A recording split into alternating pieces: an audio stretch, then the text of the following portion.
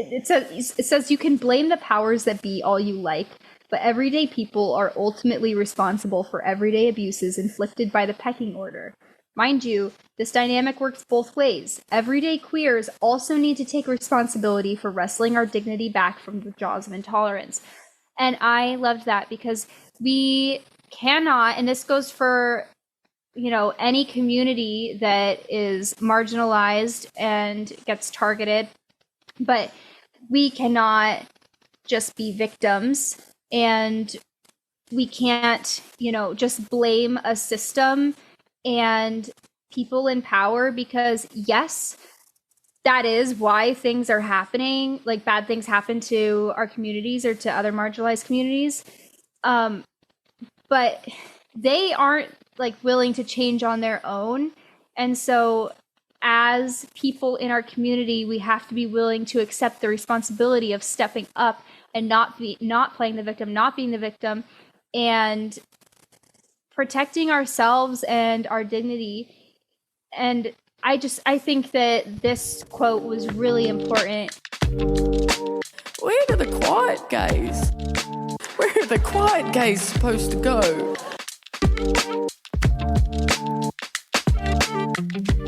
Welcome back, everyone, to Lesbian Book Club. We are covering Craze today, which is written by the incredible Margaret Vandenburg, who has amazingly agreed to come on the podcast, which I'm so excited about. And she's so sweet. She sent us the books, which I think we talked about before, but then she sent us a little card too, and was like, yeah, I'd love to come on. And I cannot wait to talk to her because, Haley, you probably will agree with me. Is this like one of the smartest women to like ever exist? I think so. Like, what the fuck? The whole time I was reading it, I was like, wow, that was so poignant, Margaret. I was like, that was like the best structured sentence I've ever read. I feel like I have a really good vocabulary, and every once in a while I was like, I have to look this word up. Like, I don't know this word. I've never heard of it before. I mean, I could understand what it was through context, but I was like, that's a beautiful word. I like everything about this book was so beautiful. The way it was written, the story, the characters, the nuance, like, especially like there was one part where she was like, I'm not going to get into like nitty gritty quote.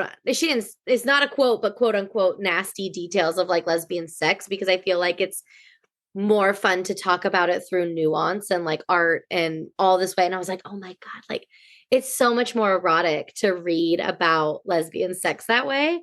Not that it's not good to read about it other ways, but like, I just enjoyed this book so much. I will definitely read it again. I loved all the characters, and I don't know, what was your like overall impression of this book? I think everything about this book was stunning. Truly, I couldn't put it down. I read it so fast. And Margaret is a master of character. Like from the get-go and through the whole book, every single character that's introduced within a paragraph, you have a complete and just really beautiful view and understanding of who a character is. And that is an incredible feat to do in one single paragraph. Like, there's no words wasted. And the way that she builds character is, I mean, I was blown away every single time that somebody new was introduced. And then it's not like when there's a character that is there throughout the whole story, it's not like it gets redundant. Like, she finds ways to continue to build them, even though you thought that you had this big picture to begin with. And I couldn't applaud her enough for that. I'm really, really excited when we talk to her to ask her about her character building, because she's a master of it, honestly. And then also just the world building in general. She had to have a lot of knowledge about the 1920s in New York City, in America, in Paris. And obviously a lot of research went into this, and it's not in a way where you're like, oh, she obviously researched this and it's just like fact after fact. No, it's like somebody was actually alive in this time, and it's, you know, when you read about a place and it's like, yeah, I don't have an understanding of what it is to be there because I have never been there. I've never been in that place. I've never been in that time. Yeah. Well, that could have very easily been what this book turned into because Margaret obviously was not in the 1920s New Yeah. York City. But it's not. It felt like she has lived in that, you know, exact cultural moment and space because she wrote it so clearly. And through Henri, this character, you feel like you too have lived in the 1920s in New York City. And it makes me really, really excited to read American in Paris, which is the prequel to this book. Ooh, so excited. Yeah, we're absolutely going to cover that. Yeah, the world building is insane. I literally felt like I was like in the queer clubs with them at the drag balls, like everything just, and I even read this book fast, actually. I finished it today, but I read like 2 or 3 different chunks of almost 100 pages every time. And this book is not long. To cover the expanse of what she covered in 252 pages is like nothing short of miraculous. I feel like a smarter person after reading this book. And I'm so excited to talk about it. It's just a beautiful story. And I feel like it's also a story that is really, really relatable, even 100 years later.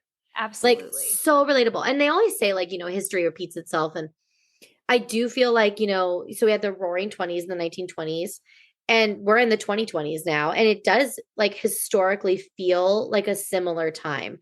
We're having a lot of acceptance, a lot of just smaller cultural groups that are thriving. But with that always comes backlash, right? Always, it ebbs and flows. It's a pendulum. There's always going to be, when there's a radical acceptance, there's going to be inevitably radical hate, right? And I feel like we're also seeing that play out as well in our time. And it was just really cool to see a story that was 100 years ago, but was so relatable and similar to today. Yeah.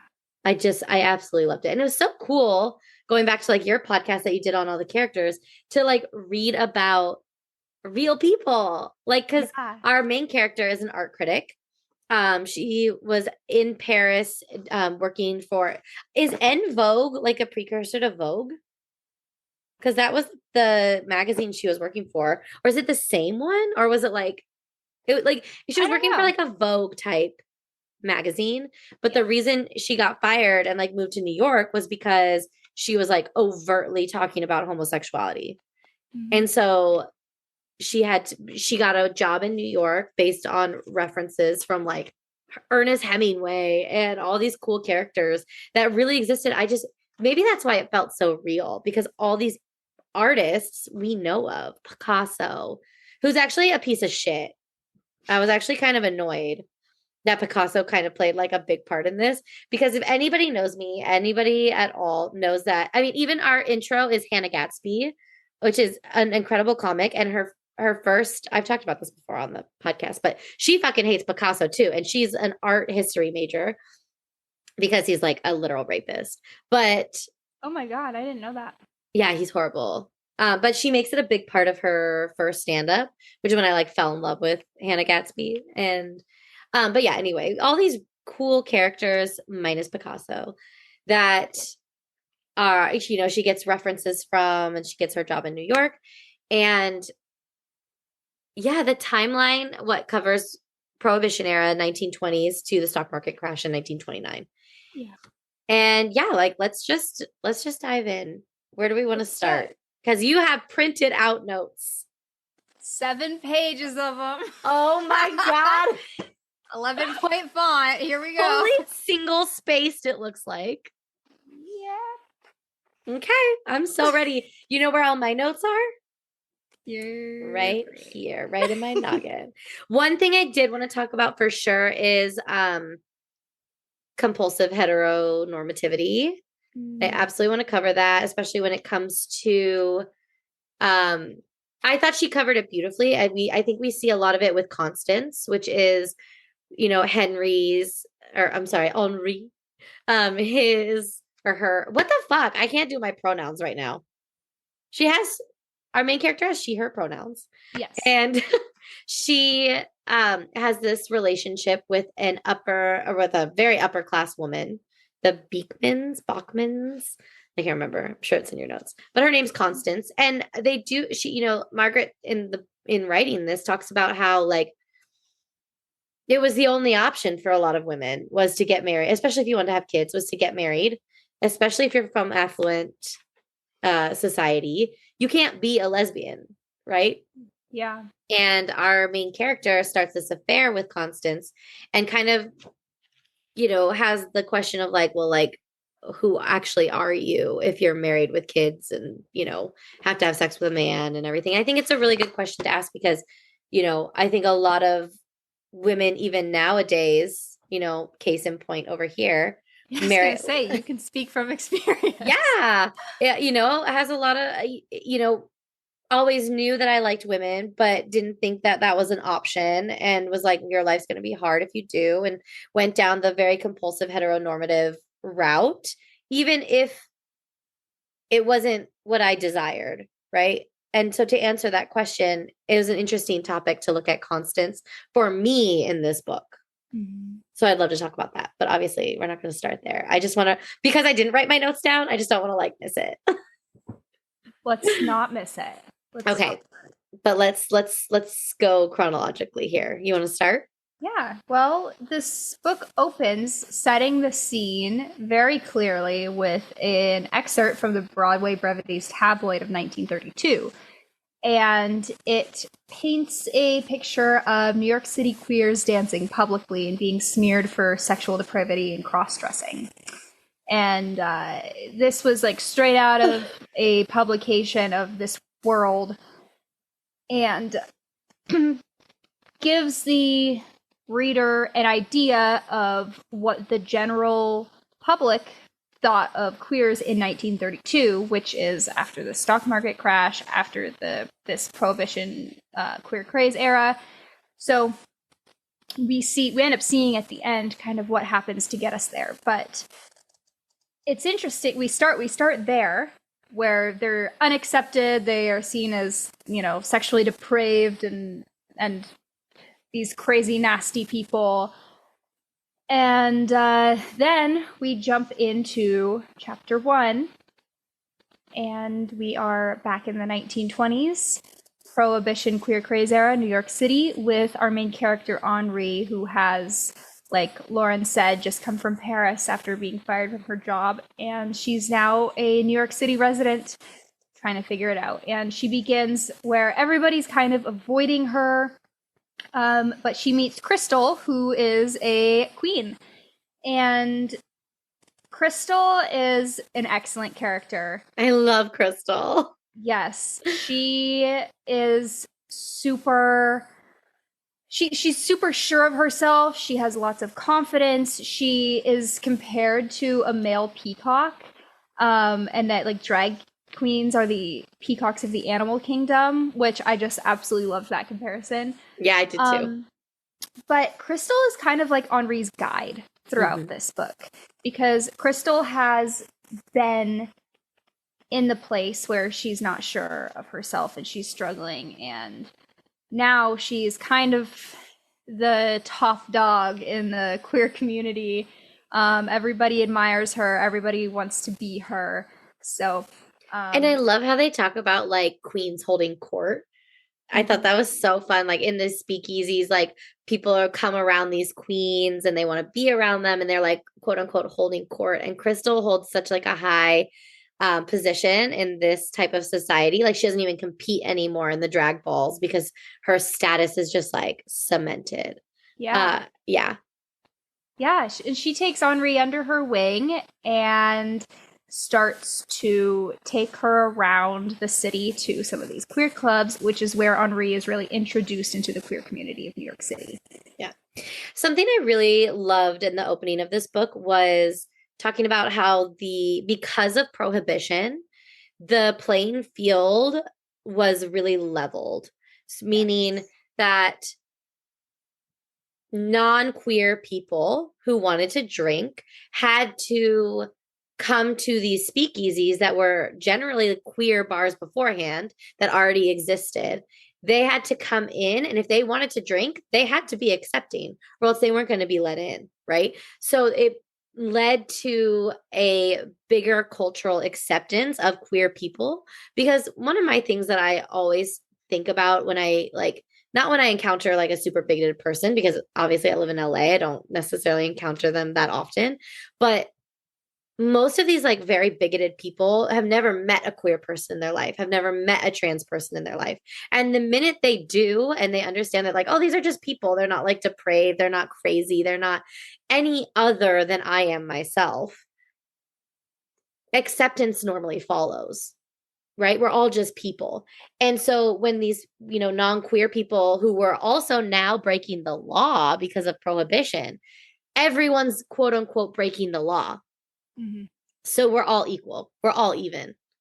And they start to learn about queer culture and they're like, oh, wow, this shit's actually kind of fucking cool, Because when you exist outside of a binary, straight is a binary, male, female, right? Binary. When inevitably culture is rich outside of that binary, and they're being introduced to that. And it's kind of cool to see how these people interact. Obviously, like there's some issues, of course, but I loved that take at the beginning of the book of being like, this is a level playing field.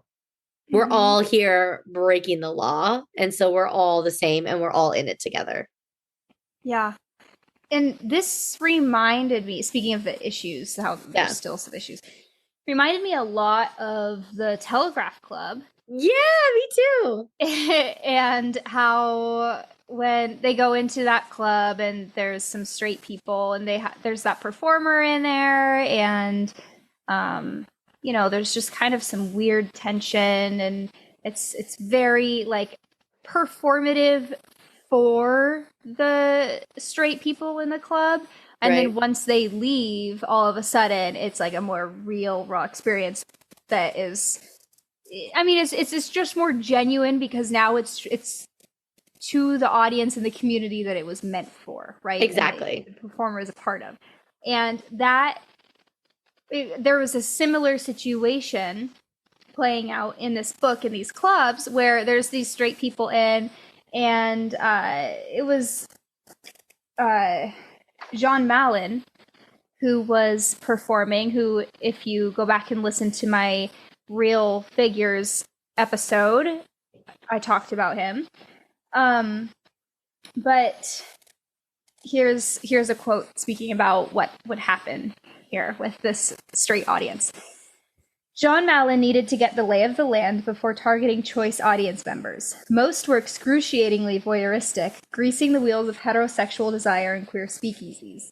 They would have relished in being singled out by John Mallon, resulting in a far less humorous encounter. But no one was safe in that room, giving Mallon's mercurial gender identification, or lack thereof. He turned on a dime, fixing the girlfriend in his wit. All in good fun, provided you weren't terrorized by your own sexual insecurities. The real butt of his jokes. Yep. Loved that. The mercurial, implying that he is just changing constantly, changing form, which he did. That's what he was famous for, is on a dime, changing between this, really feminine presentation to a more masculine presentation, with his voice. And so I just, master of character. So good. So freaking good. Yeah. But I also, before we pass this up, would really like to talk about what was happening when Henri went into her first club with Crystal. Okay. And she saw a woman across the room that caught her eye. Uh-huh. The woman in the black dress with the slit up the leg. Yep, go for it. I know exactly where we're going. Yes. So this was a woman who was very attractive to many, many people in the club. She was attracting lots of dykes. Okay. Yes. And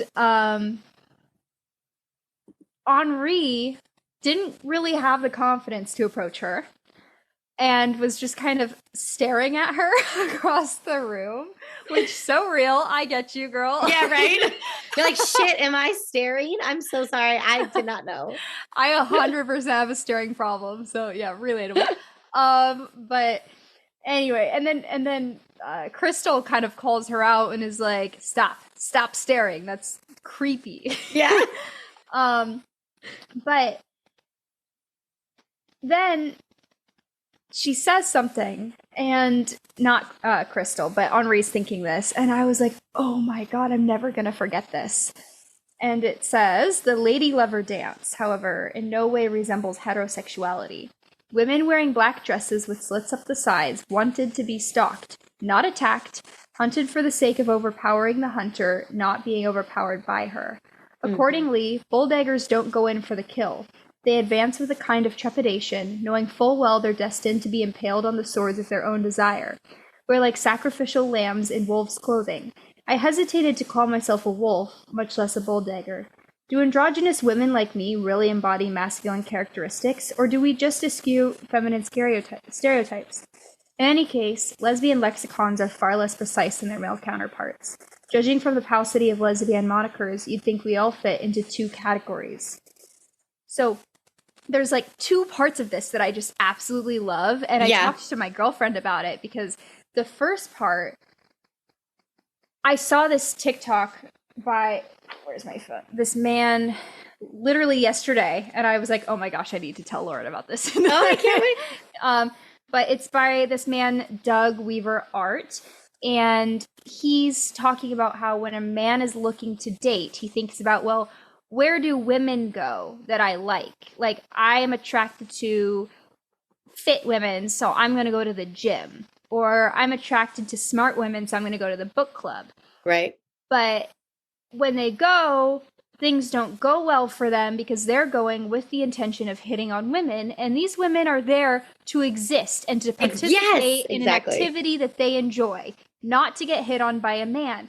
And he's saying that this is the equivalent of hunting for women, because you're saying, okay, here's my prey, the specific kind that I want. Where do they hang out? Where's their watering hole? I'm going to go there and I'm going to wait. And then I'm going to pounce when I find what I want. And that's not the way to success. The way to success is to do something that you like and you enjoy, and then by chance you will meet somebody there, aka how I met my girlfriend. Like, it's not, you know, like what men do. That's exactly what it's predatory. It feels predatory. Yeah, exactly. Because also there's only like one consenting party to this hunting thing happening. Yes, exactly. So Margaret here is saying the same exact thing, but just in a different context. Like the way that men go about, you know, when they see this woman in a black dress, is they're just going to go up and go in for the kill. They're going to go in and say like, hey, can I get your number? Can I dance with you? What's your name? You know, and it's different with a woman. There's a little bit of like a game there to see if she's interested too. It's a difference in power. Yeah. When a man is coming towards this woman in the black slit, like you said, like it's like a hunting thing. Like, I'm going to go get her. He has the power, right? But when a like masculine lesbian is like coming up to a feminine lesbian, we all know who has the power. Like, we really do, because it takes, I feel like, and like any masked lesbian can, like, you know, obviously tell me something different, but like it takes a lot of courage for a masculine presenting woman to approach a feminine presenting woman, because in society, feminine presenting women, gender conforming women, have a lot more power than, say, a gender queer person. And so for like a masculine, and there's a lot of masculine women that have a lot of confidence, don't get me wrong, but to be rejected, the feminine woman can very easily reject a woman coming up to them without fear of her safety. It's also just the game of like, what are the odds that she's interested in women? If she's a gender conforming, like yeah. if if you walked up to me in the wild, Yes, you exactly. probably wouldn't be able to tell that I'm gay. Mm-hmm. And so, unless you find me in a queer space, Right. or you already knew who I was, right? Exactly. Yeah. No, same. We both have that problem. We're both very femme. And it's hard because, like, I want people to know I'm gay, but I don't necessarily quote unquote look gay. I actually, you know what? I had this. I wonder if I told you this, but I actually had this conversation with a physical therapist at my work because she didn't know I was gay. And we are all having a conversation. It was like four of us. And she was the only one there that didn't know I was gay. And then like someone said something and she was like, "What?" And I was like, "Yeah, like I'm gay." And she was like, "Wait a second. What are you telling me right now?" And I was like, "I know." Like, but she's like, "How?" Because she was saying that she doesn't have a gaydar. And I was like, "Well, I'm gay, right?"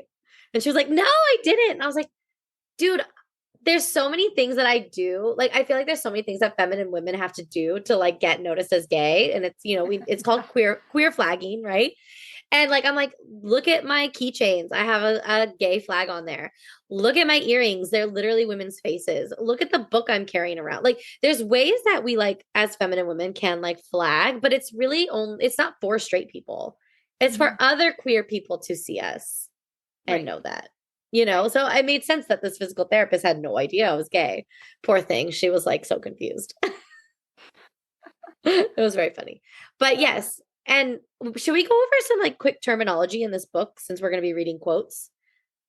Sure. What Like terminology? I'm thinking like bull dagger that is like a masculine presenting woman. And then there's like violets and those are like femme presenting women. So this woman in the black slit dress is a violet. Yeah. I can't think of any other ones, but I just There's because pansies. yeah, pansies, those are gay men. There's queens, which are like drag queens. Um, but yeah, I mean, we'll just go over them when they come up, I guess. Sounds good. So yeah. Okay. So what happened? What ends up happening? Well, so there's also the second part of that quote that I want to talk about is the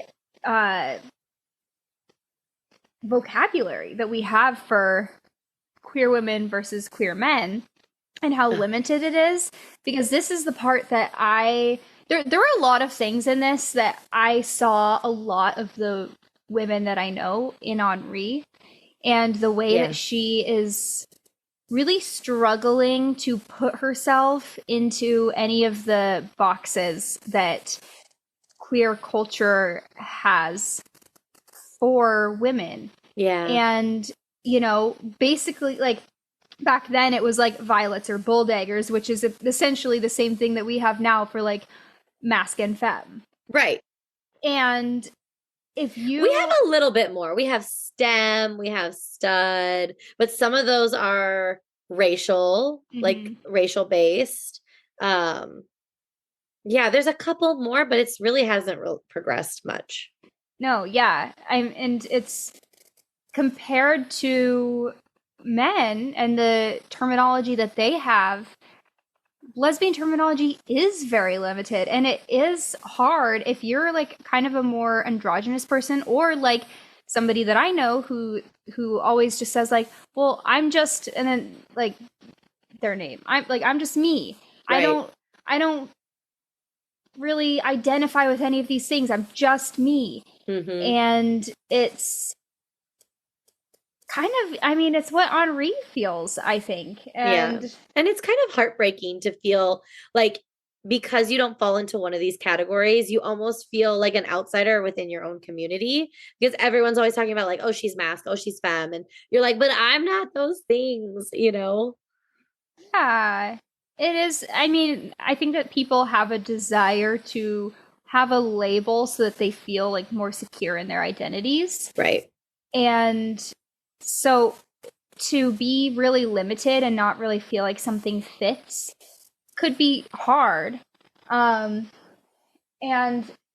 when there's literally only 2 terms at this point in time, that's wild to me, because there's so much more than that. Right. We're also in a time at the back in the 1920s where trans isn't really an idea that's formed yet. And I mean, even in Stone Butch Blues, which is happens later, still not an idea that's formed yet. And we're encountering many characters in Stone Witch Blues that are probably transmasc, and they don't have that terminology for themselves. Yeah, I do want to caveat that slightly. I want to say maybe it's not a fully understood identity in white queer culture, because I like trans people, of course, have always existed, and there has been language around that in other cultures, right? You have the two-spirited people in indigenous cultures. There's a few other cultures that have always recognized and even venerated trans people, but I feel like in the white queer culture, which is mostly what this book is. I mean, there are, you know what I mean? There wasn't language around it because it's not something that was ever accepted within our culture. Right. Yeah. No, you're totally right. But you're absolutely correct in what you just said. I just want to caveat it in case, we have anyone being like, no, we've always been here, we've always existed, Mm-hmm. But it's so true because they call, like, even Constance calls her best friend, what is it? Half and half? Yeah. Like, that was crazy to me. I was like, that sounds derogatory. Joan. It was Joan's best friend. Yes. Yeah. Oh, you're right. Yes. Thank you. Not Constance. Sorry, I got them mixed up because, Henri's fucking both of them. So, but yes. Yeah. Well, I'm free to move on from that quote, but in the beginning we also have, this whole discussion. No way we're gonna finish this by 7:30 unless we pick it up. Okay, we'll pick it up. Okay. We also have this discussion about the puritanical culture of America, which I really found interesting. And yeah, you are loving that too. So Henri makes this comment that she prefers to think of herself as a sappist, and Crystal is like, girl, what the fuck? Like, nobody's gonna fuck with you here. If you go around, yeah, like, that's so hoity-toity of you. Like, yeah. believe that in Paris. But okay, I'm so hoity-toity though because I fucking love that. I was like, I was like, I am a sappist. That is how I identify now.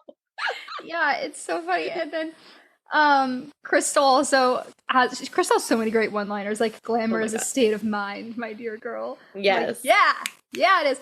But so anyway, she says that she'd been told by expatriates that America was hopelessly puritanical, and then this is something that also I was like, oh my god, yes, Margaret. Is it the language thing? Well, from the outside, Prohibition looked like a case in point of this puritanical culture, and a glaring example of our native disposition, quote.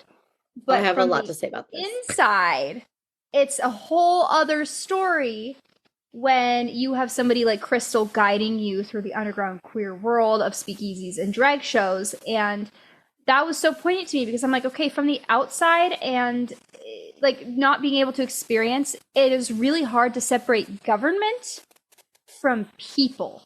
And I feel like that is a huge issue that we're experiencing right now in the Middle East as people in America watching from a distance, having a hard time separating governments from real people. And I'm just going to leave it at that. But also it made me wonder, how different would this story be if it was being told by a girl who was in the Midwest and stayed there? Because we know that Henri was raised in the Midwest. But if she stayed there, that perspective, honestly, probably would be pretty accurate. That outside perspective. Right. Yeah, because that culture that's alive and thriving in New York City is not in a rural place. Not at all. Yeah, something I loved about that, talking about the puritanical aspect of it, was how Margaret connected that to language even. She's like, even the English language is so puritanical and so methodological, right? Like, and then she was talking about like women's vulvas and like clitorises and things like that, being like, that's like, what ugly words, what medical and stagnant type words. She's like, I forget what it was, but I think she used the Spanish, or she's like, even the Spanish and the French are just such more beautiful languages. Wouldn't you rather have your clitoris referred to as this, like, I forget, I don't know the French or the Spanish for it, but she put it in the book and I didn't write it down. which is probably why I should take notes. But she was like, you know, this like blah, blah, blah, blah, blah. And it was so beautiful. And, you know, and also, sorry, I have so many things to say on the things that you just said. I wanted to talk about one thing that I just learned when I was looking up a couple things about prohibition and how, like, yeah, it is seen as this like really puritanical system that we put into place because for, you know,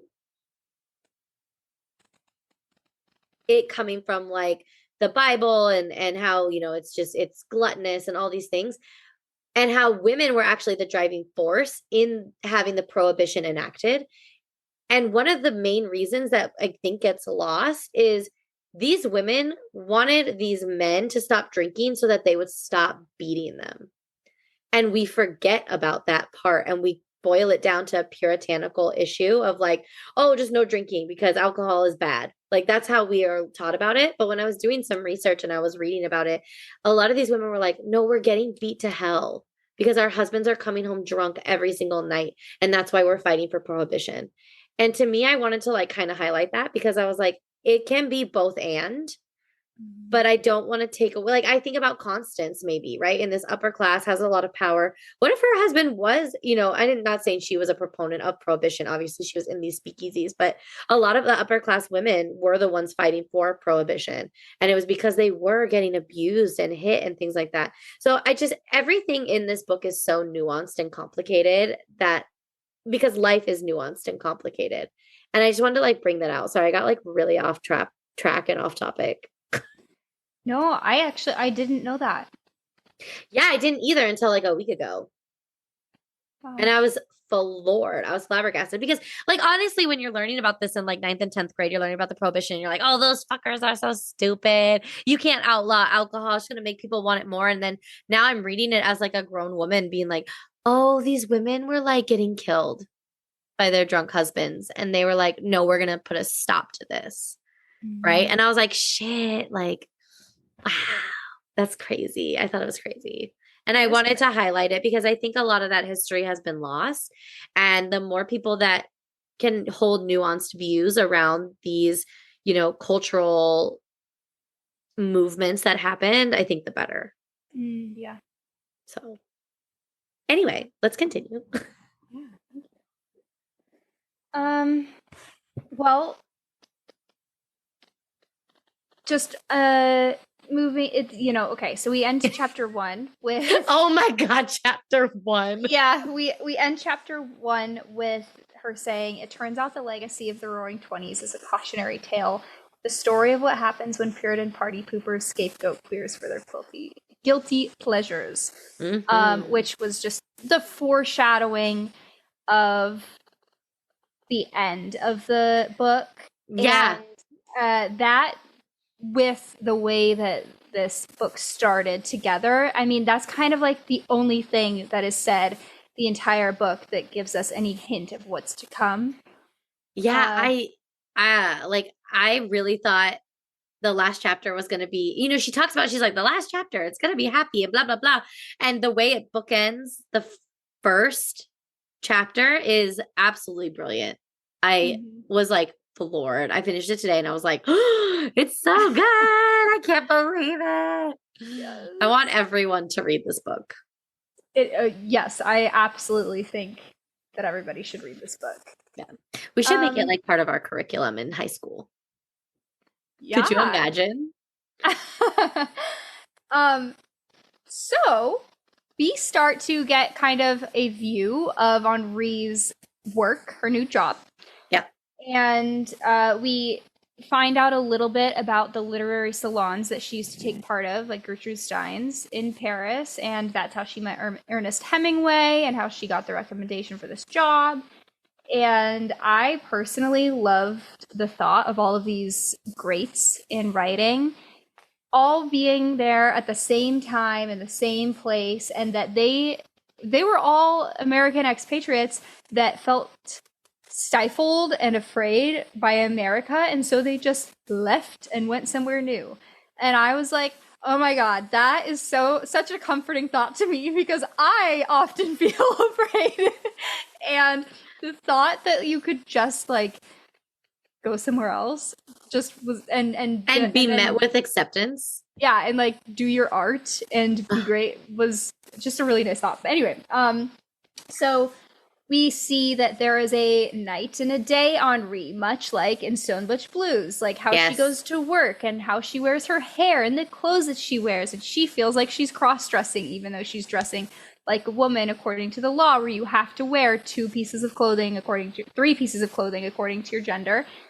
And Or you would be arrested. yeah, which is actually I insane. literally cannot come back to this thought and this quote enough, is that you cannot legislate morality. The law does not equal morality. The Right. law is the law put into place by governments, by businesses. It's a lobbying situation. It is not, the law does not mean right or wrong. Mm-hmm. And you can see that through the history of our laws that have been changed because they're unjust, like things like that. Like literally think about that. Like how many times, like let's, do masculine women that we know, when are they ever wearing three pieces of quote unquote female clothing? Right. Like they're literally not. And it's like, you would be arrested. Mm-hmm. And you're going to tell me that the law is right? Absolutely not. Right. Insane. Yeah. Yeah. We meet her boss, which Henri's bosses, this has to be on purpose. They have these horrible names like Mr. Cummings and like Mr. Not just Mr. Cummings. I am Cummings. Yeah. I'm coming. Like, we have to talk to Margaret about this. Yeah, absolutely we do. But his secretaries like definitely do all of his work. His desk is completely empty. He just like sits and fucks around all day at his office. And unfortunately, still that is so relatable. Like, yeah, that's all I'll say on that. But Yeah. then this is something that I have to talk to Margaret about. Okay. Okay, what is it? The quote, "For a woman in her element, there is nothing more dangerous than a man out of his depth." Oh my God. That rang crazy to me. Yes. Because, true, 1,000% true. Can I just And- say the presidential election? That's what I first thought of. I was like, a woman in her element and a man out of his depths. Nothing more fucking dangerous. Yep. And Michelle Obama just did like a quote about that. Really? I've been seeing it all over. She was like, it's yeah, I don't remember it. Maybe I'll come up with it and I'll put it on our Instagram or something. But I think a lot of people I know are posting about it, and I thought it was really poignant. Yeah, I mean, it couldn't be more true. And in the context of this, it was 1928. Men still resented women for having taken their places during World War I, working in munitions factories, post offices, even newsrooms, and blaming the fairer sex for the social upheaval they themselves had caused. Yep. Suffrage didn't help, yet another disturbing legacy of the after-war years. I mean, yeah, man, I've got to talk to her about that. I want to know. I can't wait. What she has experienced personally, because clearly this is a woman in her element, and I want to know What she's come up against. Yeah. Like this obviously is coming from like some type of personal experience. Yeah. But yeah, her bosses are like, the thing about it with her work is she's interviewing all these artists and all these queer people, but no one can talk about it. No. And so they have to like talk in metaphor. It's like queer flagging. It's literally queer flagging in newspapers and articles and magazines, being like, if you know, you know. Yeah. Right. It's like Taylor Swift playing Clean, How You Get the Girl, and Dress, and being like, if you know, you know. Mm-hmm. But if you don't know, it's not going to do anything to it's not going to ring any alarm bells. No. But it's subtle. It's so subtle that you think you're talking about something else when really it's just gay. Mm-hmm. It's so fascinating. That's why I love queer history. I love everything queer. I love all the literally queer history. It's just the most beautiful thing to like ever exist. In the amount of pain and pains that people had to take to just exist and express themselves and make art and to do it out loud. Actually, there's a quote in Little Women that I love about this where Joe March says, well, I'm Shakespeare, like I'm no Shakespeare. And he's like, Shakespeare was one of the greatest writers of all time because he smuggled his works inside of plays for the masses. And it was very much a like, if you knew, you knew type of situation, but it garnered the attention of the masses. And that's what all these queer artists are trying to do. They're trying to make it and trying to like, you know, not even just queer artists, but the queer art critics like Henri. Like, it's so fascinating to me. It is. I love this book. I love everything about it. I would love to talk about Henri's relationship to her family. Okay. Yes, I wanted to hear what you had to say about that because we have our own little Midwestern girly here. Yeah, she's from what, Utah? Idaho? Yes, Utah. They're the same to me, so. Not even close, but sure. Okay, go. Okay, so Henri's mom is just constantly trying to get her to come back to visit. She really desperately wants her to marry this boy who is from their hometown, still living there, helps around their farm or ranch or whatever it is that they have a lot. And Henri is not out to her parents, and they haven't like picked up on it because she, you know, veils it as much as she can when she's around them. But the mom really, really just desperately wants Henri to come back, be a housewife, marry this man, live a traditional life. And whenever she goes back, she faces the very like passive aggressive tendencies that her mom has, which if you are from the Midwest, you know what I'm talking about, because the culture of the Midwest is not confrontational. It is very, very non-confrontational. But if you have a problem with somebody and you feel the need to address it, you can't just say it directly because that would come off as mean and rude, and that's like a relationship ruiner, right? So instead, what you do is you passive aggressively say things and point things out that kind of skirt around the issue. And that's exactly what her mom does. And she does it about her shoes and like, oh, your traveling shoes, you know, says all these comments. And Henri just has a really difficult time being home. And she says something about thinking that she was resilient enough to navigate the emotional landmines of coming home and returning to an upbringing that condemns everything that you value. But sometimes scars are so deep that you don't notice them until you move the wrong way. And that was a gut punch line for me. Yes, that hit me so hard too. Because you think you've healed from something and you move the wrong way. You hear a phrase, you talk to a certain person, and all of a sudden that wound is just ripped open when you thought it was perfectly healed. Yeah. I viscerally remember reading that line. I had to read it like 3 times. I'm like about to cry because it's so honest and raw. And I just loved the way she wrote that. Yeah. It's, you know, the scar tissue until you move the wrong way. Like, oh my gosh. Yeah. Stab me with a knife. Like, I can't. And it's so real, the fact that so many queer kids don't know who they are and don't really come into themselves and struggle through their 20s and even into their 30s with identity and like just a lot of emotional turmoil because the core of their identity was condemned by the people that they love and that they're supposed to be able to trust, and throughout all of their formative years. And if they want to return home to a place that is supposed to be safe for them, they have to return to a place that doesn't accept the person that they are.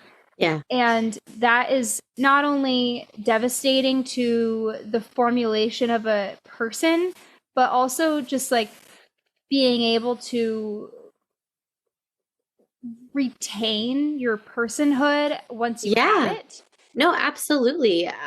Hannah, again, I'm going to go back to Hannah Gatsby because I just think she is one of the most poignant speakers on this topic. She talks about how when you soak a child, if you put a child in the closet and you soak them in shame for their formative years of life, even when they get out of the closet, they have already internalized that and they have already figured out how to hate themselves. Mm-hmm.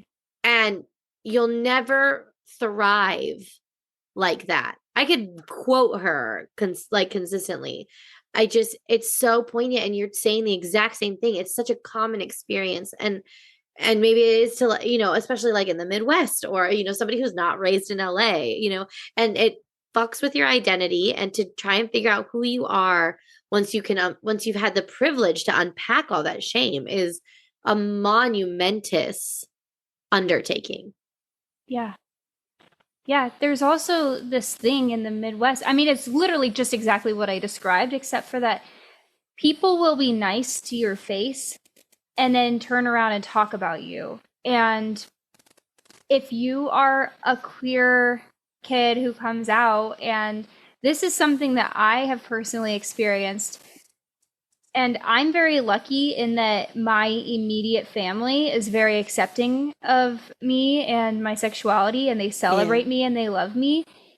But not everybody in my community back home does. Mm, And this is, just really, really common across a lot of the United States, especially in some, rural red areas where you come back to a community that really celebrated you and uplifted you the entire time that you were a child, and you were there, and they assumed that you were straight, and then you come out and they might be like nice to your face, but something's off and you can tell, and that's just how it is in the Midwest, and they're never going to say anything to your face. But then they turn around and there's passive aggressive moves, like all of a sudden you're blocked on social media, or you find out that they said something to one of your friends who like will tell you what people say, and right. it's hurtful, and that's a very common experience, I think, for a lot of queer kids Yeah. that aren't in like a super accepting area and community. And it's really painful because the person that you are is not different. It's never been different. um, Yeah. you're just now in a position where you're allowed Be who to you bloom. are. Yeah. Yeah. And Henri is really struggling with that. And she's struggling with intimacy and opening up. And I loved her relationship with her dad, because there is Yeah. still the struggle there of her dad can recognize that she's going her own way, that is not what they saw for her, but he loves her. She is his child, and that's something that, like, when parents don't accept their kid for being gay, I want to shake them with on the shoulders and be like, hello, they're your child. This is somebody that you are supposed to love unconditionally and take care of their soul and their heart. And like, why do you care? I Why know. does this matter to you? I And know. the dad is able to separate his opinion from the mom Yeah. and see Henri still, see her as who she is still, and as his child. And he has some really sweet acts of kindness and solidarity for her, like putting the Yeah. asparagus sprouts in her basket and sitting there and watching the sunrise with her. Like, it's Like a he's showing her, yeah, he's showing her through his small acts of non passive aggressiveness that he accepts hers. He's being aggressive with his love for Mhm. her. I Yeah. know. I Yeah. know. It's beautiful. Yeah. Um, Okay, let's talk about Python. Are we there yet? Haley's Yes, looking we at are her there. 11 pages We're of there. notes. Yeah, we're there. So, yeah, Henri encounters somebody that confuses and scares her. Listen, I'm all here for mask, okay? Let's like fucking go. I loved this. Like, oh my God, I loved it. And then I loved who like the Python became and like how the storyline all connected. It was so beautiful. I was like, this is the best thing that's ever happened. Yeah. I am obsessed. Okay, everybody stop what you're doing and listen right now because I desperately need, I know there has to be artists listening to this, Oh my okay? Like if there's anything in the queer community, there's artists. So listen up if you are an artist. I desperately need somebody to make fan art of Joan slash the Oh. Python. Okay. It's Oh my like, God, what if one was like a mask coming off and like I could just like see it? I literally, it's all I need. It's my only need. I don't need to eat. I don't need to sleep. I don't need to drink water. I need fan art of Joan, okay? So, thank you in advance. Yep. Continuing on. Okay, what We would need you like to say about Joan? Okay, so we meet we meet the Python first. We don't meet Joan for a long time, actually. Mhm, yeah. We meet the Python, and she's the first kind of introduction to her is Henri is in this club in this speakeasy, and she's at the bar, and she sees the Python, and she's like very confused and like taken aback by this woman who is like very masculine presenting, has like this air of confidence, is just it catches Henri's eye, and she's like, she's not even a violet. Like, I don't understand why I'm interested in this woman because it's very different than what I'm expecting myself to be interested in. And if that doesn't hit people, like that's the kind of scariest thing is to be like, oh shit, this isn't like my type. Why am I interested in this? And like trying to like not judge yourself for it. But then this fucking bartender comes in and is like, stay away from that woman. That woman's reputation precedes her. She gets what she wants and she just takes it, blah, blah, blah, blah, right? And there's this whole like thing, and I think lesbians know this well. The bathroom in gay clubs, it's where a lot of sex happens. Because it's even still, it's not taboo, but it's like, even still, like you do kind of like you're not gonna have sex like in the middle of the club, but like No. sometimes people don't have safe spaces to have sex in.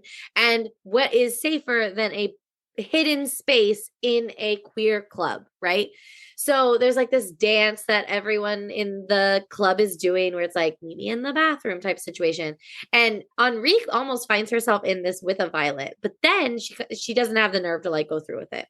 And she comes out of the bathroom, obviously like not hooking up with this person, and the Python is like there, like in her face, is like set her sights on Henri. And I'm assuming they were like making out and like grinding and like just like because the way Henri talks about it is like she like came to completion, like literally was like, this was the most intimate thing I've ever encountered in my life, and I just want this all the time. And I had this just incredible connection without any words with this woman who I didn't even think I was going to be attracted to, right? And I just was like, so I just loved this whole scene, this whole part. And Henri ends up becoming just incredibly obsessed with the idea of finding the Python. Everywhere she goes, she's looking for her. And she's like, I'm trying not to like get my hopes up or like keep my sights only set on this, but like she is obsessed with the thought of finding her. And Crystal is so funny because Crystal's like, dude, you gotta like stop. Like, stop looking for her. You're never gonna find her. She only shows up when she wants to show up. And there's just this like mystique surrounding the Python, which is like crazy because when you find out that this is just Joan, like, it's just like this like sweet woman. And it's just like her persona of like how she feels safe going out. Mhm. And I don't know. What did you think of her? What did you think of like our introduction to her? I just loved her. I was so intrigued by her and the way that she's described as like her eyes being so intense and just staring into you. Again, like how women just communicate with the way that they look at you. Yeah. Clearly a communication happened here between the two of these women. But It also this reminded me again of Stone Butch Blues, because here's the Python who is described as being unable, you're unable to tell really if she's a man or a woman, like she's so androgynous, Right. and then Henri's thinking about how, you know, she has this quote aversion to bull on bull antics, Yeah. which is like literally, you could have pulled that out of Stone Butch Blues, where there's the main character ends up in a fight with her friend over being mad that it was two masculine lesbians dating each other. Yeah. And that's why I said I'm here for it. Mask for mask. Let's go. yeah, and I was talking about this with my girlfriend. I'm like, why is this such a thing that people have an aversion to, even in the queer community? Mm-hmm. And like, why? I don't understand. And then I was thinking about, like, well, masculinity traps you in a less expressive space. Yes. Oh my God, I hate me. You come up with that? I did come up with that. That's because it does. Like, we know about masculinity that socially and culturally, it's not as acceptable to be expressive with your emotions, artistically, like in your style, in because expression is seen as a feminine quality. Right. Women get to express themselves through their clothes, through their makeup, through their, and I mean women, just feminine presenting people, like they get to express it, and that's okay. But when little boys express themselves in ways that are quote unquote not masculine, it's shot down. It's shame. It's shame, right? You look frozen. Oh, okay. You were frozen. Oh, you're back. Ah! Yeah, you were frozen too. I was like, why is she staring so intently at me? But yeah, you're absolutely correct. Like, masculinity is a trap. It's such a trap. And until we don't have this binary of masculine and feminine, it's both things are going to be a trap in different ways. Mm-hmm. Yeah. So if you even if you're a woman and you're masculine, you end up getting sucked into that trap unless you intentionally don't fall into it. Right. You know, if you're aware of the trap and you go around it, you're fine. Yeah, but it's so hard to avoid the trap when it's all you've ever known, and it's all society knows, and there's consequences for going around the trap. Like, it takes a very self-confident person to avoid the trap of masculinity, and even more when you're a woman who is masculine, right? Like, God, I just love masculine women. I just think they're the most incredible creatures to like grace the planet. I really do. We all know my type, okay? Shut the fuck up. I know. Everyone's like laughing at home. Like, oh, Lauren likes masked women. That's funny. Who would have called that? But yeah, and like that's what the Python is this really, really confident, knows exactly who she is, masculine woman who is able to avoid the trap and not have an aversion to expressing herself and to being attracted to things that normally there would be some sort of shame about. So that's another part of why I was like really into the Python. I was like, yeah, this is a really great character. I love this. Yeah. So we have the Python on one hand, and then we have who Henry is like obsessed with, but she can't find her. And she can't find her for months and months and months. I feel like I can't quite remember. But in the meantime, she meets this, I call them jams. Here's another word for you. Jams, which are apparently straight women who like to fuck around with other women. Apparently straight married women. Right. That like to fuck around with women. And she meets her at this drag ball where she's in like the upper balconies, which means she's like really rich. And Crystal, of course, is there being the guide and being like, oh, like she disappeared. Go meet her on the staircase. And, you know, Henri has this kind of same encounter with the feelings where there's no words being exchanged, but there's this intense conversation happening between Constance and Henri. And it culminates in Constance giving Henri her phone number. And eventually Henri calls and they meet up and they meet up and she goes to this like penthouse and where Constance lives. Her husband's obviously not there, but the staff is all there. But Constance doesn't give a fuck with, like, obviously there's an understanding. You know what it is? It's like in Gentleman Jack, which you haven't seen, which we will cover eventually. And I'm obsessed with it. I've been talking about it a lot lately. The staff all knows that Ann Lister is gay and like fucks women. And they all just turn a blind eye. No one says anything. No one does anything. And Ann Lister will be like, oh, like my friend's coming to town. So all the regular sleeping arrangements, meaning like she's going to sleep in my bed, bitches. And they're all like, okay.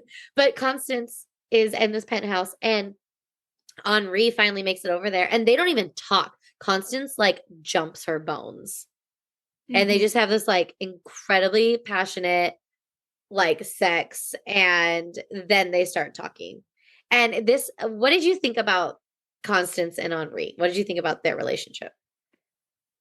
Constance stressed me out because she throws caution to the wind. She throws caution to the wind and doesn't take into account that Henri has a different societal status and actual things to lose, even if it's not money. Right. Yeah. Also, I mean, I think that there was just this aspect of this relationship that Constance, if something were to happen, Constance will just go back to her life as it was. Right. And you can tell that this is probably not her first time doing this. Absolutely not. She has a routine here, you know. She's been here before. Mm-hmm. And she'll do it again. And it doesn't really matter if it's Henri or it's not. Right. And for Henri, this feels higher stakes to her. And like even just past the aspect of like she has something to lose. Right.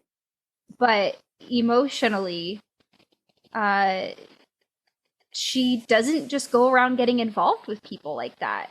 So I don't know. I think I was a little bit apprehensive to this relationship because it just didn't seem like a great match because there's one person that's much more invested than the other.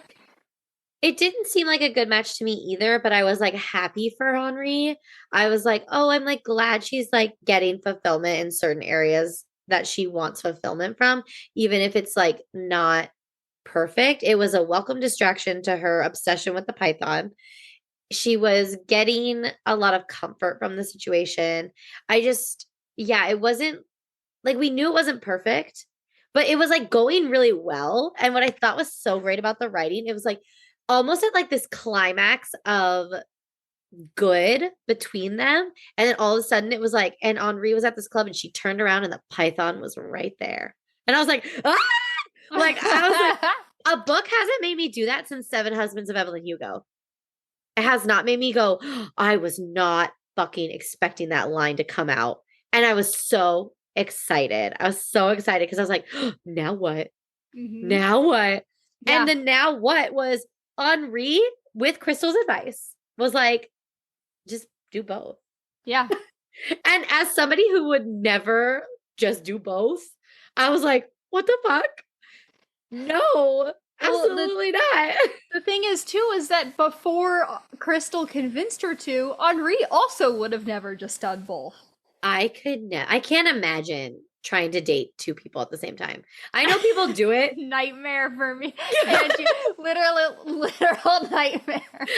Absolute fucking nightmare. Because I feel like I was cheating. I'm such a like monogamous person. I am so... And I don't care if it's cultural or if it's what, like, I don't care. People can be polyamorous. People can do whatever they want. I am so monogamous. I'm so loyal. I just like having one person. I like having a person. And the idea of trying to emotionally connect with two people at the same time sounds like sounds terrifying and like a nightmare and something I will never do. I think that the thing about it is that these two people didn't know about each other. That too. And so that is like an insane amount of emotional and logistical work for Henri to go through. Right. Even though she's not technically dating either one of them, so it's not cheating. Like she can just be, it's casual. Right. But like in a situation where somebody like is poly and hopefully all parties are aware of what's going on, Right. then you aren't, like in this mad dash to hide anything or to like make sure that you have everything straight. And so it's there's like understanding between parties, and Right. so there's hopefully a little bit more flexibility and less stress there. Right. But in Henri's situation, that's just not the case. No. But yeah, so she like really ends up in this interesting In quite a pickle. situation. And there's also this whole thing that she kind of she has a very common debacle that a lot of queer people end up in. A lot of people in general, I think. Okay. But specifically a lot of queer people, and this is why, in my opinion, U-hauling is a thing. But Ooh, tell us, Haley. yeah, let me tell you all about why U-hauling exists. I can't wait to hear this. I'm just gonna read directly from the quote because the way that it's worded is so good. But yep. I found it difficult to stay focused on the task at hand, let alone maintain a sense of my own perspective, if you know what I mean. Perhaps you don't. You may be one of those people with a well-defined ego boundary, for whom the idea of melting into other people's psychic space is foreign. I have a theory that queer people have especially permeable egos, having grown up under the watchful eye of disapproval and censure.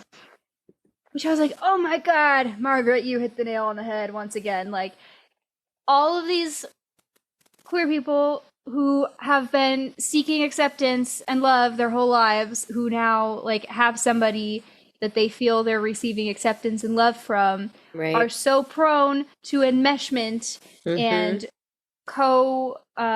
what the hell is the word?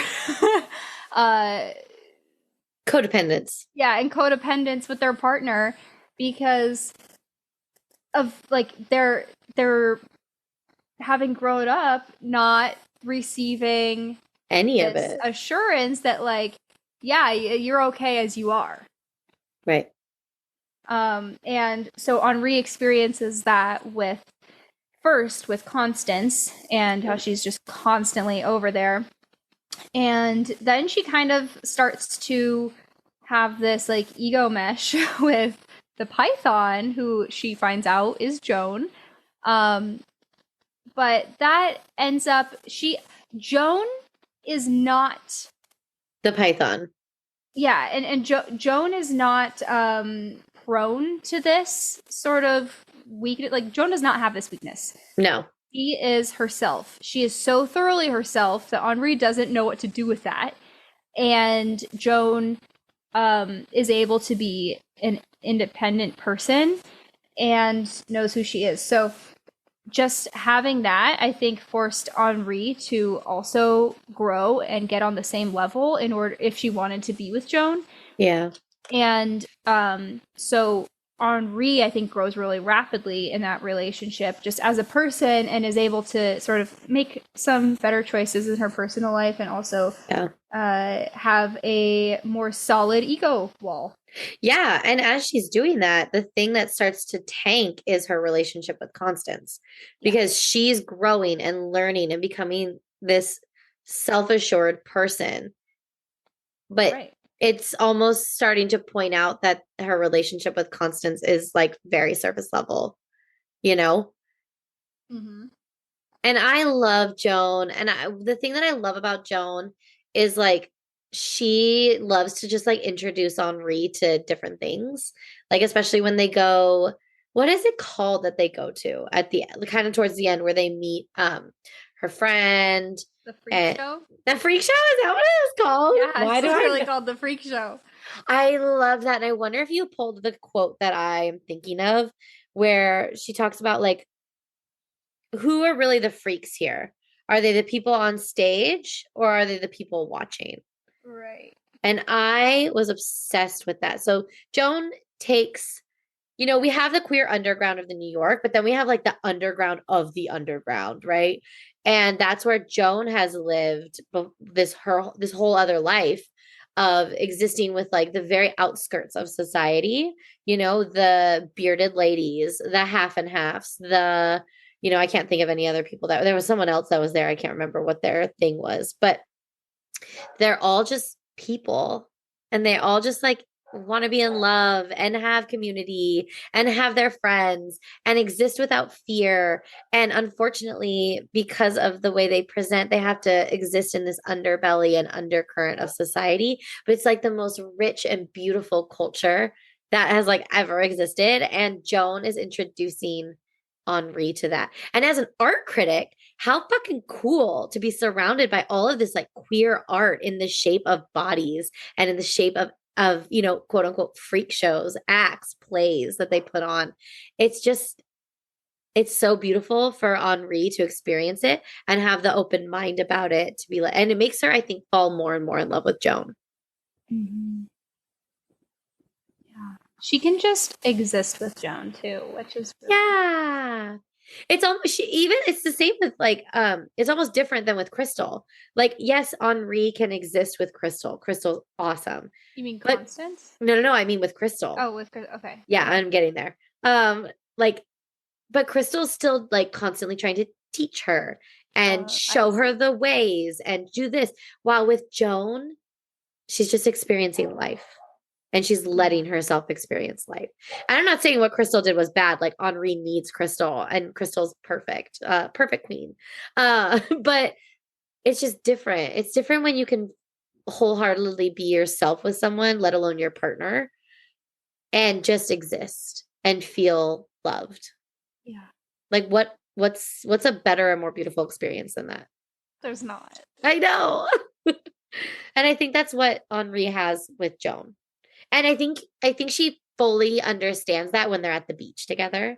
And I know we're like skipping a ton of stuff and I'm sorry, maybe we should like go back. But when they're at the beach and she sees Joan coming out of the water and it's like she's like, the waves are just like, it's like Venus in the clamshell and how much she's just like so in love with her and like seeing her as like her whole personhood. I just was like so in love with that chapter, the beach chapter, because like there's so many people around and then Joan like pulls her into the water and she's like, our bathing suits were just like stuck to our skin and she kissed me right in the open, right out there in front of everyone. And I was like melting reading this. This book is so beautiful. It is. So, yeah, love Joan. And it's like you can't love Joan without loving the Python. You can't love the Python without loving Joan. Yeah. And Henri gets to like love both of them. Yeah. Love it. I love it. I love it. I love it. I love it. I love it. Okay. I know you're like going through your notes, like, what did we miss? Well, we should talk about how the Queer Craze ended, for sure. Yes. There's also...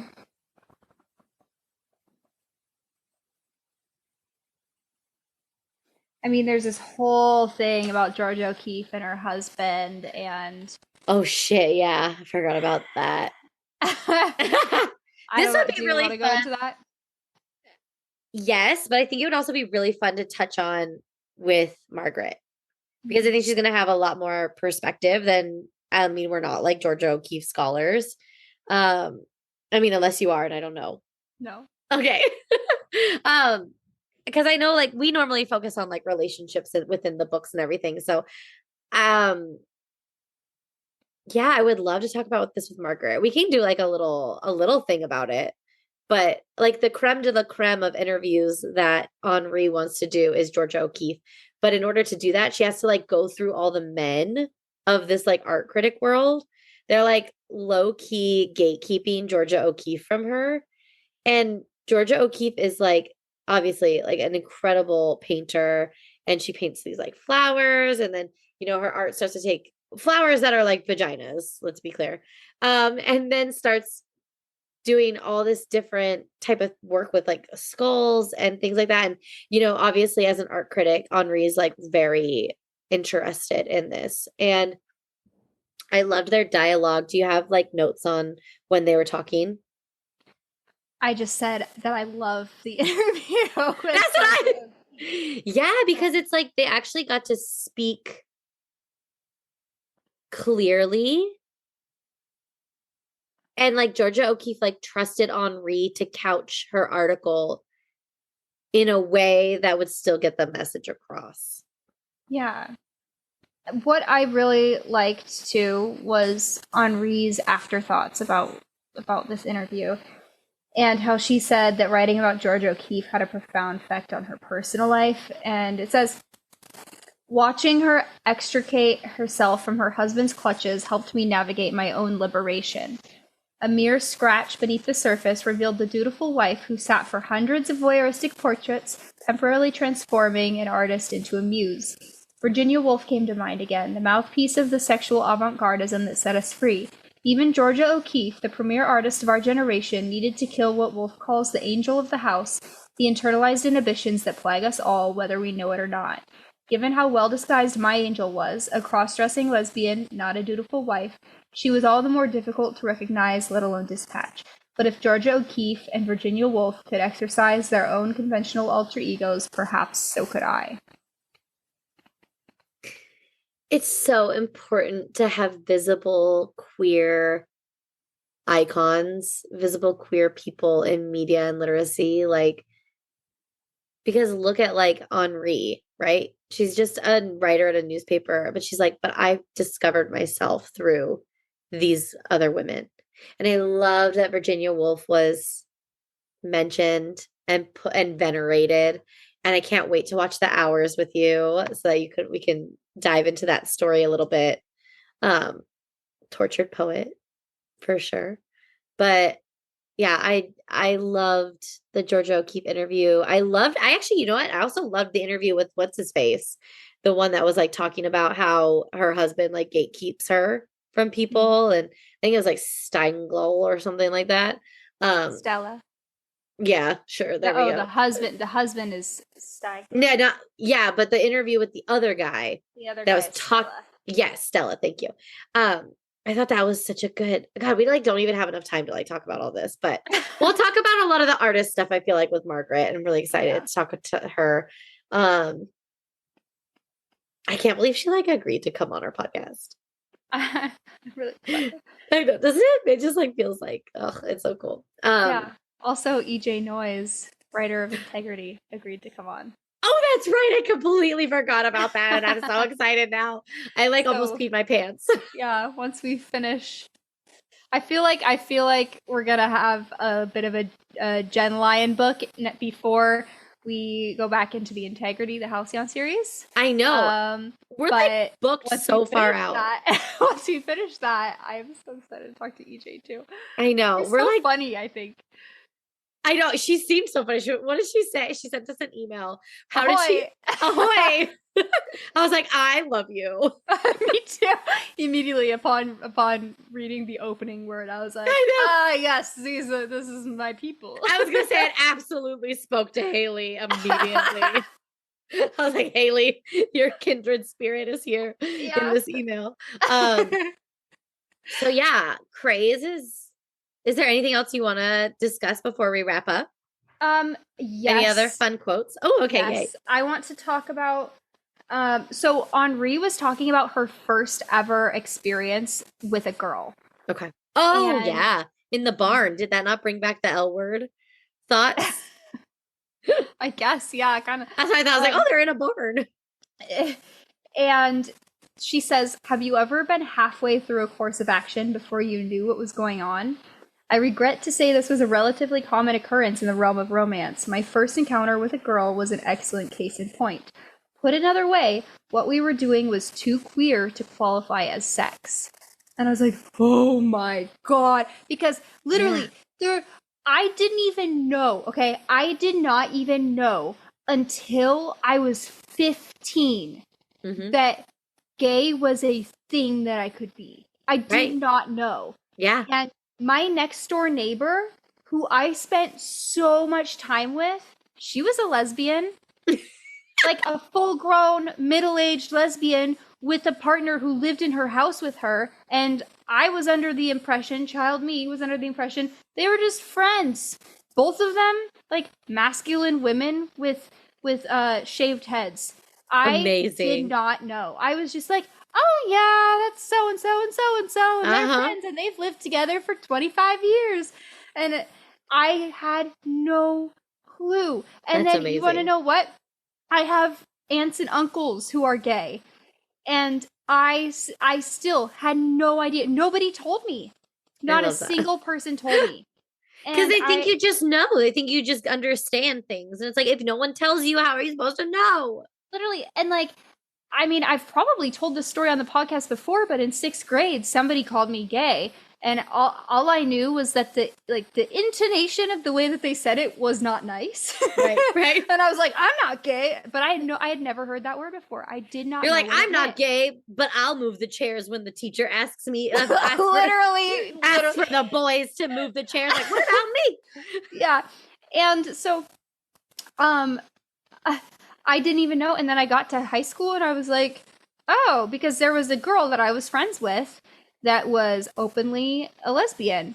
And I was like, oh, wait, that's a thing? Mm-hmm. And that was like my life clicked into place. Yeah, that was my like first introduction to it. Not that like her and I were no, yeah, involved, but just that all of a sudden I had an exposure. And I still didn't like realize that I was gay for many years after that. But this is what Henri is saying, I think, is that like she didn't even know what she was doing because this is not an exposure that she had, and her idea of sex was straight. She didn't know the option for queer sex was available. And it's so common that so many people qualify sex as a penis in a vagina. Right. And if that specific situation did not occur, then that doesn't count as sex. Right. But in queer sex, obviously, that's not the case that's happening most of the time. Right. Like, and you're going to say that's not what we do is not sex. You're crazy. Yeah. So I don't know. I loved that she talked about this because I was like, hallelujah, woman, tell me more. It's so funny. Yeah, no, it's so true. Yeah. You know, there's also this whole thing that she talks about where she's like, the tension between conventionality and homosexuality was rearing its head, wreaking havoc on my love life. And then she says, in other words, Joan wasn't rich or famous or feminine enough to counteract the stigma attached to ordinary lesbians. She wasn't Gertrude Stein or Natalie Barney or Constance Beekman. She was just Joan.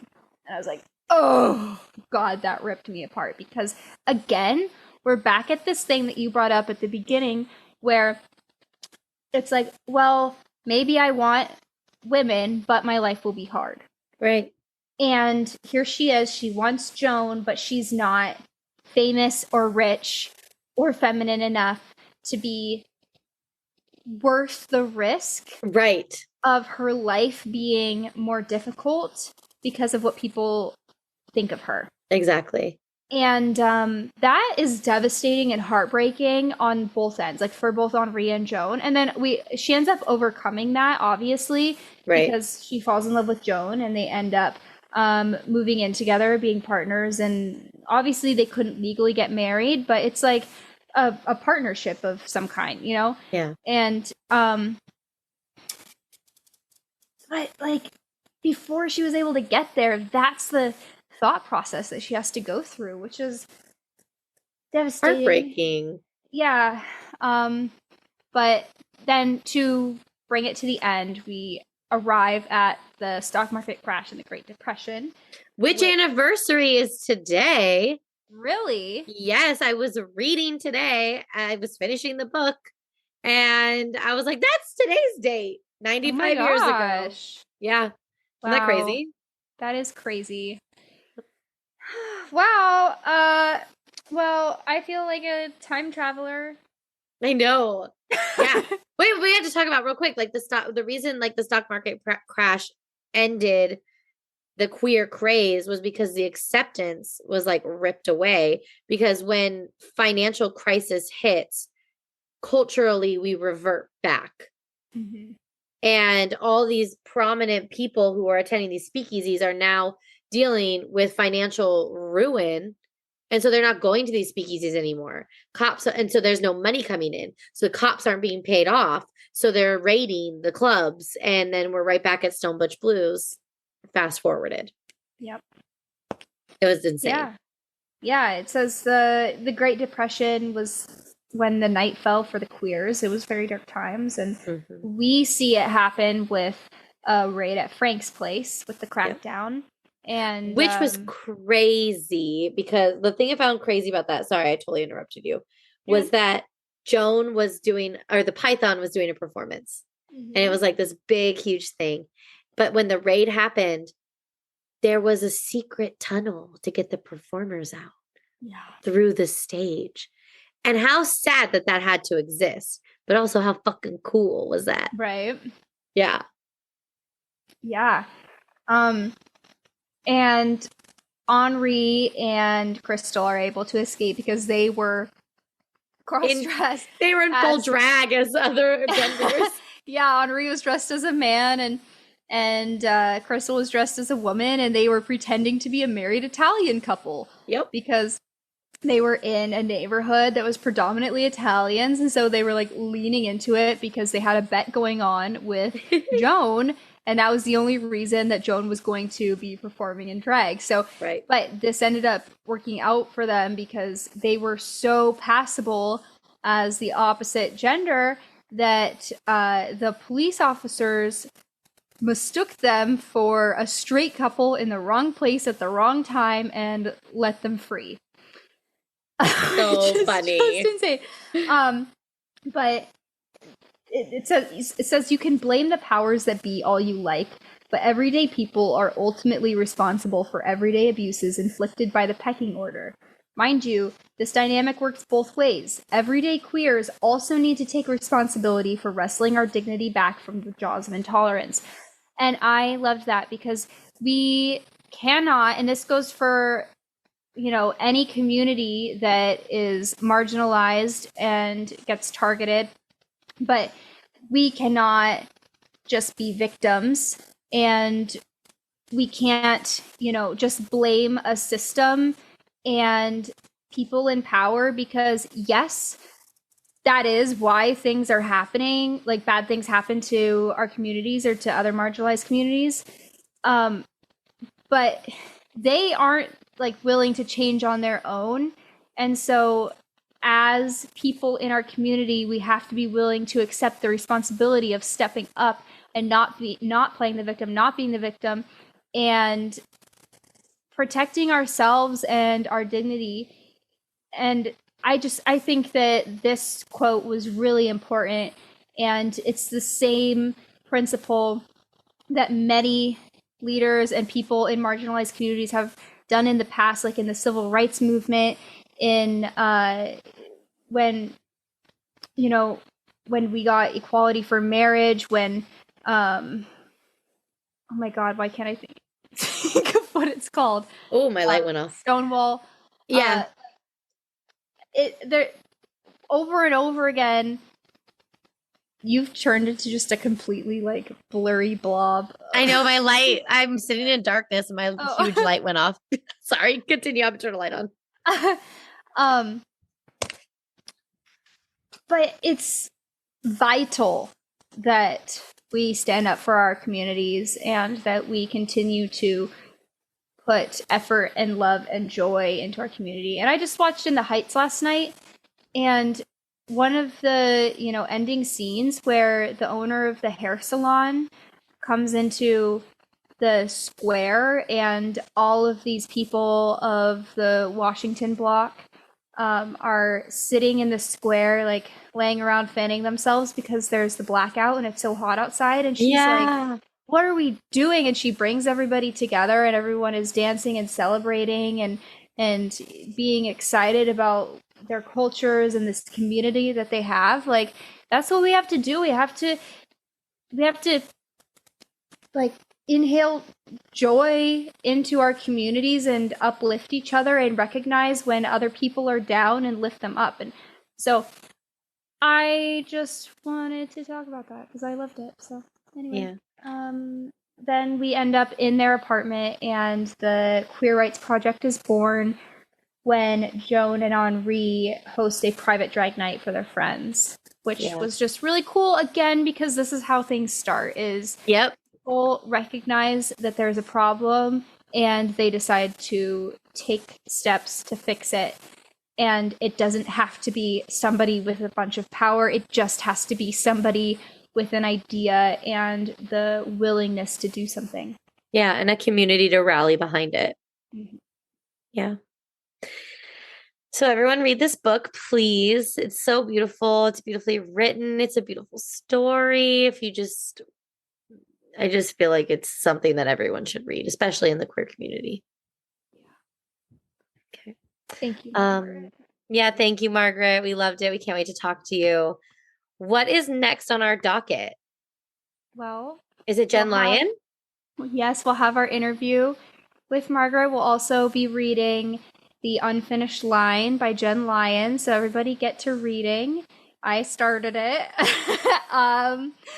And I am really excited. So I can't wait.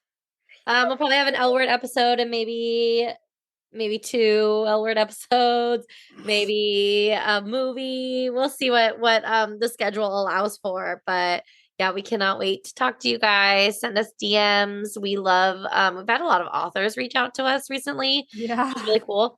Actually, a blast from my past reached out from my evangelical Christianity times, who's now a lesbian and an author. Wild. Fucking wild. I was convinced that like half of the women I knew were lesbians in that culture anyway. So I'm not gonna say I'm always right, but also like I'm always right. So I'm hoping we can cover her book. I kind of want to, it's a Christmas book, so I kind of want to like see if we can like slip it in somewhere. But obviously we'll talk about it a little later.